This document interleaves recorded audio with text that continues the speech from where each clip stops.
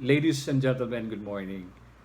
First of all, I would like to tell you how happy we are to be chosen as your sharers for this morning's regional breakfast.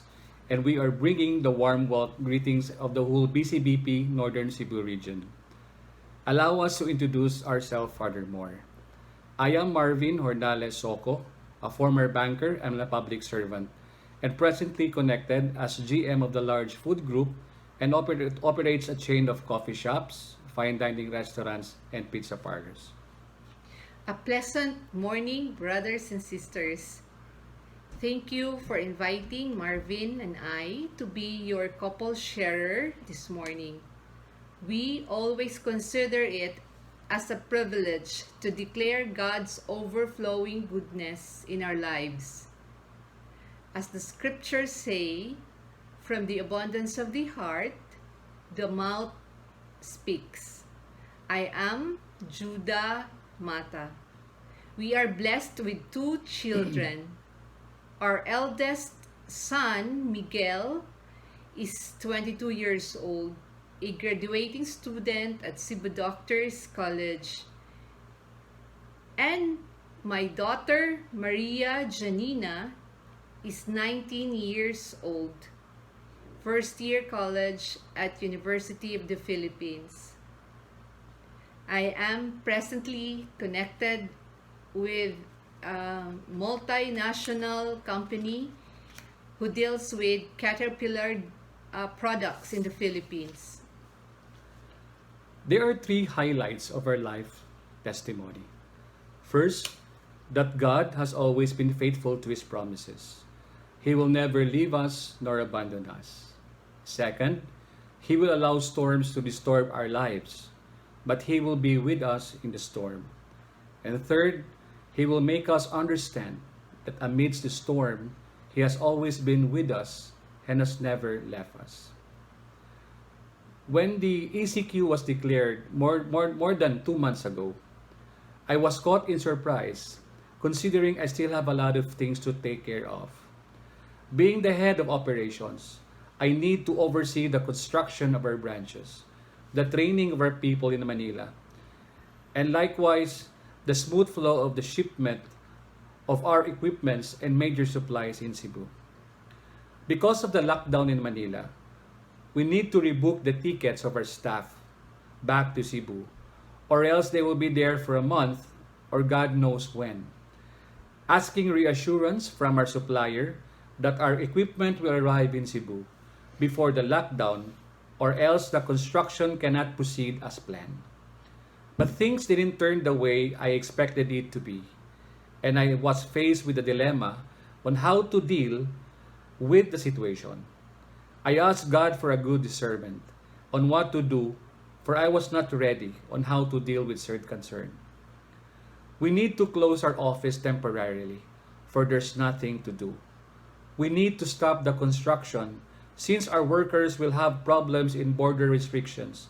And worse, all of our major equipments and our supplies weren't able to arrive in Cebu due to the strict border regulations and cancellation of all trips, either by land, sea, and air. Because of our predicament, I was tasked by management to propose some measures for the duration of the quarantine. The first thing that came to my mind was to take care of our people, who I know will suffer more than us. I initiated to convince management to give their salaries in advance and supply them with food like rice, canned goods, even alcohol and vitamins. I also allowed management to temporarily reduce my salary just for the duration of the pandemic. This is my little way of helping the company to stay afloat. My wife Juda was also allowed by her company to work at home. My children, on the other hand, came home and are doing their classes online. At first, I was overwhelmed of the situation. I was battling fear and anxiety and always thinking of how things will turn out once this pandemic will persist. Fear of the sustainability of our day-to-day needs, the fear of losing our jobs, fear of having one of our family members infected with a deadly virus. Bcbp became a big source of my strength. in these difficult times. In spite of the lockdown, we still managed to do our regular action group meetings, breakfast, and other Bcbp activities online. Little by little, I've learned to cope up with it, and slowly I realized God must have a reason why these things are happening to us. And I've learned to accept it with so much faith, love, and trust in Him. I never realized that God has a purpose of everything. He made me spend more time with my family, especially with our children, and I enjoyed every minute of it. Because of the ample time we have now, we became more prayerful as a family. Find time to exercise with my son and more fellowship with our neighbors, and I enjoyed it very much. With the technology we have now, I can still communicate with my siblings and parents online, likewise with my fellow leaders in Cebu area.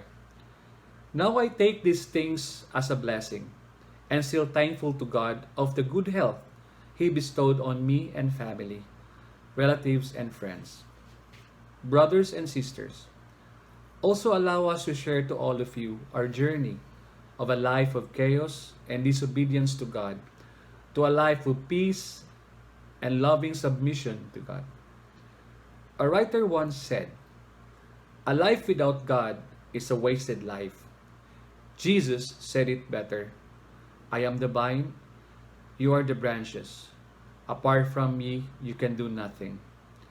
I found these verses to be true, and I learned the message the hard way. During my bachelor days, I lived a wanton life. I spent more than I earned and spent it on the wrong reasons. I borrowed money from different sources and used it for my vices of nightly partying, bar hopping, and even drugs. I spent much money in maintaining my 2 or 3 girlfriends at a time. Feeling guwapo lagi. I was not only morally bankrupt, but also became financially bankrupt. Nalubong sa utang, as we say in our dialect. It is at this point that I realized I was no longer in control of my life. But God is always in control. He called me into the renewal through the partners in mission of Bcbp, ang lingkod ng Panginoon. Life started to have meaning, but I never thought that it was the start of my painful transformation. It was like a lull before the storm. I tried to keep my dark secret pertaining to my huge debts from my wife Juda. But no secret can remain a secret forever. Walay aso nga makumkum. When Juda learned about it, we always quarrel, and our relationship hit rock bottom. I almost gave up. But God will not allow us to suffer trials that are beyond our strength. And for every trial, He provides a way out. To continue my transformation and healing, He brought Juda and me to Bcbp. And slowly but surely, our life was never the same again. Marvin courted me like the whirlwind. He is what we call the hopeless romantic guy. He regularly called me at the office just to relay sweet nothings. He sent flowers and love notes every now and then. He treated me to an expensive restaurant. He is a guy whom we called Galante. Who would not feel in love with this man? With or without his tactics, he was already assured of my yes. For me, he was an answered prayer. I was also afraid to become a spinster like my aunties. We got married and lived in a rented apartment near my in-laws' place. I gave birth to our firstborn son and named him Juan Miguel. Our married life was like most of other couples except for one thing. Marvin never told me of his salary nor endorsed it to me for budgeting or safekeeping. He paid for the house rent and utility bills while I paid for the food and baby's needs. I found this arrangement not normal. This was the total opposite of my concept of husband and wife relationship. My parents were my role model on open communication, even with their finances. I never heard them shout or argue, much more with money matters, but not with Marvin and me.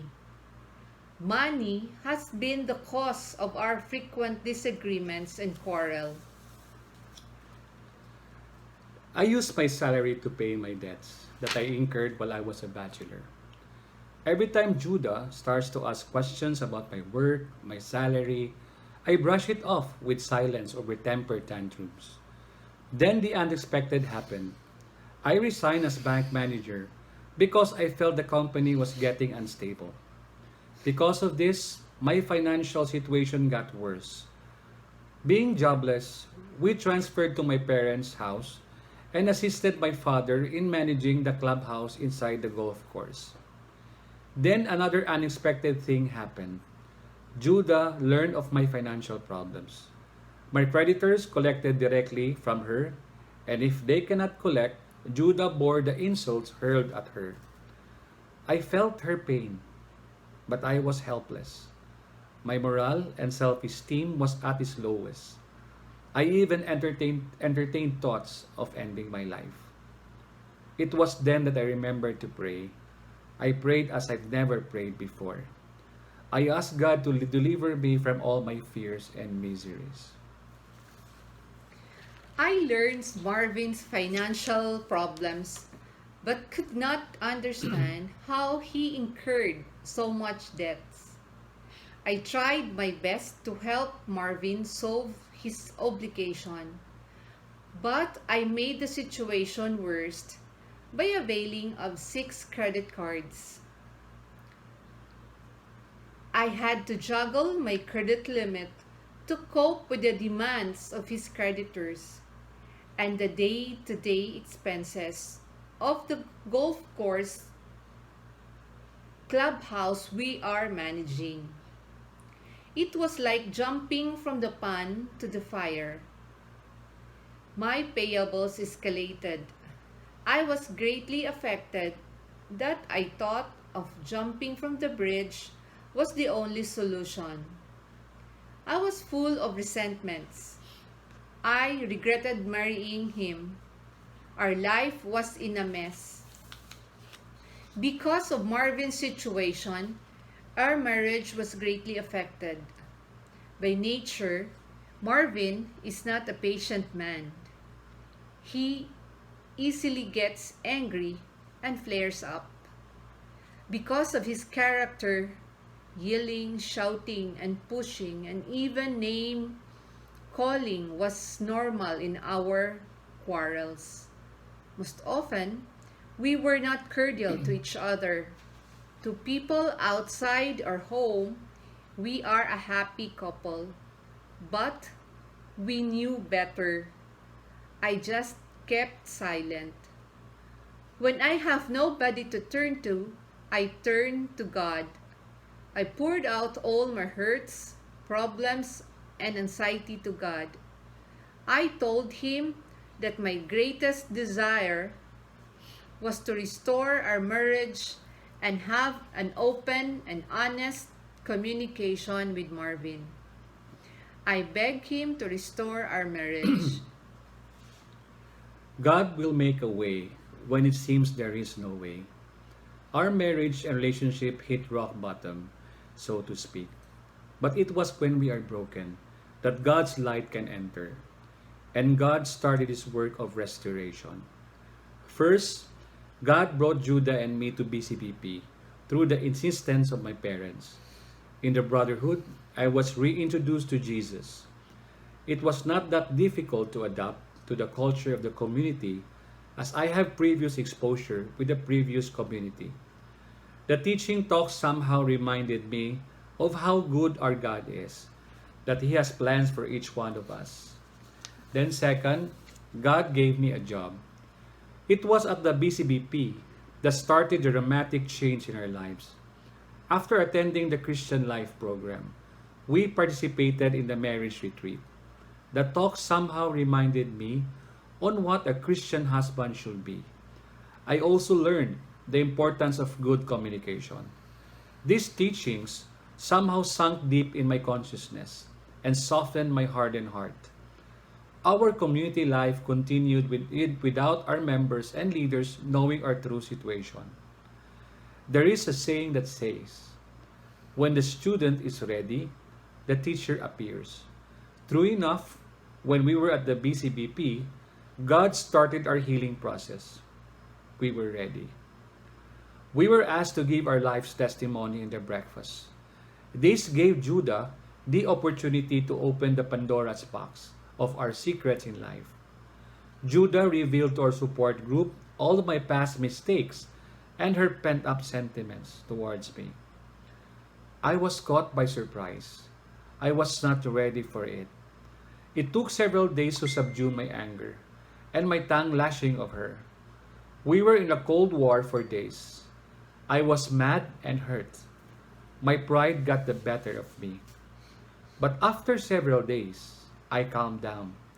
I realized that for me to unburden myself of the emotional baggage and secrets I have been carrying for years, I have to be humble and bring them to the open.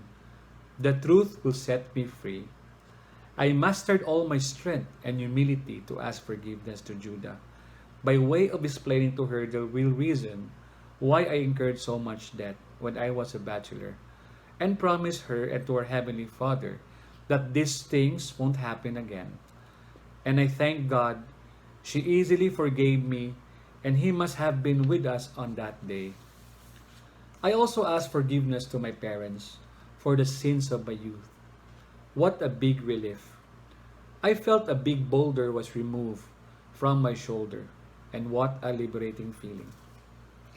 God is always victorious. After our reconciliation, Marvin and I were able to complete our life testimony and share at the breakfast. I noticed that every time we shared, I was also healed. So much that my relationship with Marvin improved tremendously, especially in the area of communication. I am now free to express my views without him getting offended. He has also mellowed down with his temper. No more shouting. No more foul language. He is now open of how much he earns and includes me in managing our income. No more secrets. No more surprises.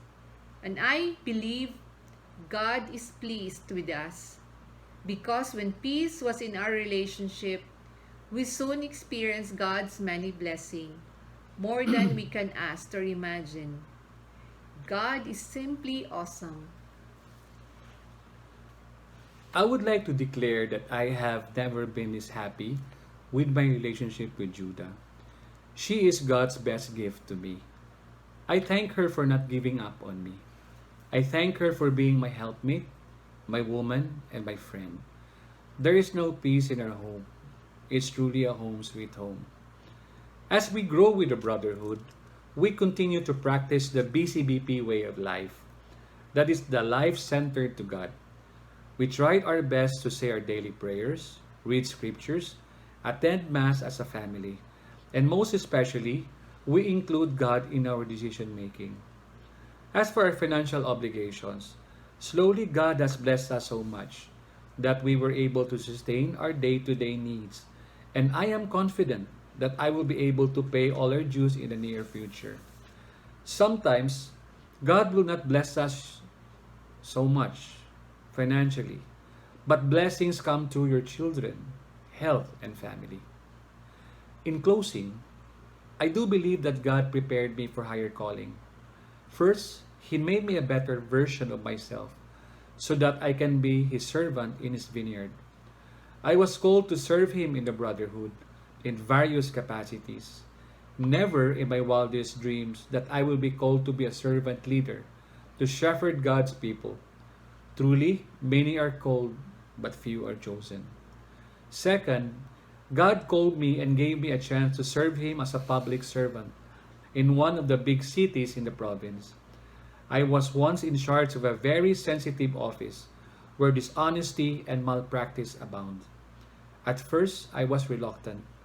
I know it's not easy to be working with politicians, local executives, and unscrupulous businessmen. I know it's not easy to be in government service without compromising your faith and values. A friend told me that there is a book that was written for people holding sensitive position like me. It's titled, Learn to Swim with the Sharks, but Not Eaten Alive. I have no doubt that I was appointed to this critical position because of my credibility as a member of Bcbp. I personally believe that this is my calling, and I thank God for preparing me for this calling.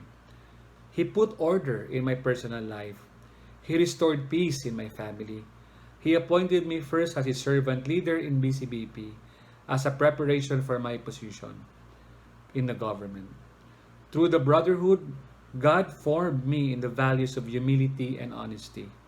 These are the values that are extremely important in my line of work.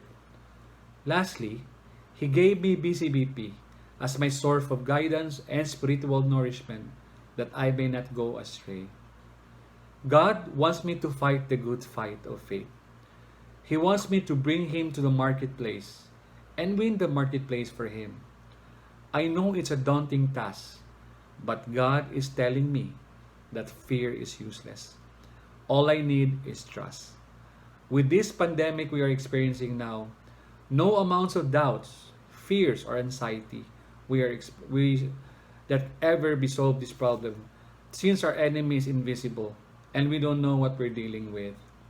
All I have to do is to pray unceasingly and leave everything to Him.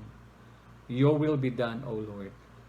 Again, my name is Marvin SOCO, and beside me is my lovely wife, Juda, of the Brotherhood of Christian Businessmen and Professionals Consolacion Chapter. Thank you for listening. To God alone be the glory.